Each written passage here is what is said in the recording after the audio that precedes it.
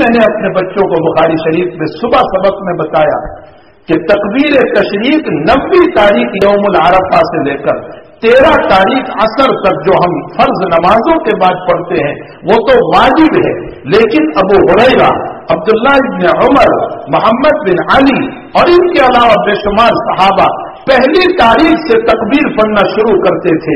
کبھی بازار میں جاتے ہیں تو پڑھتے ہیں، کبھی نوافل کے پیچھے بھی پڑھتے ہیں، کبھی سنت کے پیچھے بھی پڑھ رہے ہیں، کبھی چلتے ہوئے بھی پڑھ رہے ہیں. یہ پہلی تاریخ سے تسبیح پڑھنا، یہ اس کو سنت قرار دیا، اس کو مستحب قرار دیا گیا ہے.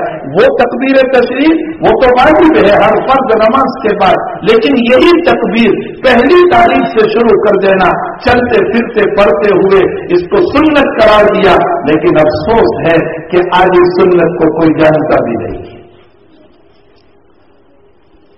میں آپ سب سے پوچھتا ہوں، کیا اس سنت کا ہم کو پتا تھا کہ ہم پہلی تاریخ سے تسبیح پڑھنا شروع کریں؟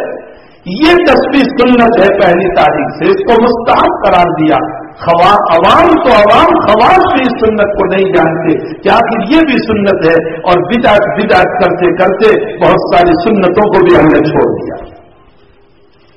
عبداللہ ابن زبیر کے بعد میں امام بخاری نے نقل فرمایا کہ وہ اپنی مسجد میں 90 تاریخ سے لے کر 13 کی شام تک، اور عبداللہ ابن عمر اپنی مسجد میں 90 تاریخ سے لے کر 13 کی شام تک اتنے زور سے تسبیح پڑھتے تھے تکبیر تشریف کو للت جل مسجد کہ مسجد میں شور ہو جاتا تھا، آواز ہوتی تھی، زور سے پڑھتے تھے.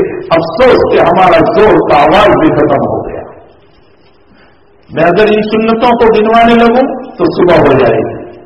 اتنی ساری سنتیں ہیں جو ہماری زندگیوں سے غائب ہو گئی، ہمیں پتہ بھی نہیں ہے کہ آخر یہ بھی کوئی سنتیں تھی جس کو ہمیں اپنی زندگیوں میں کرنا تھا.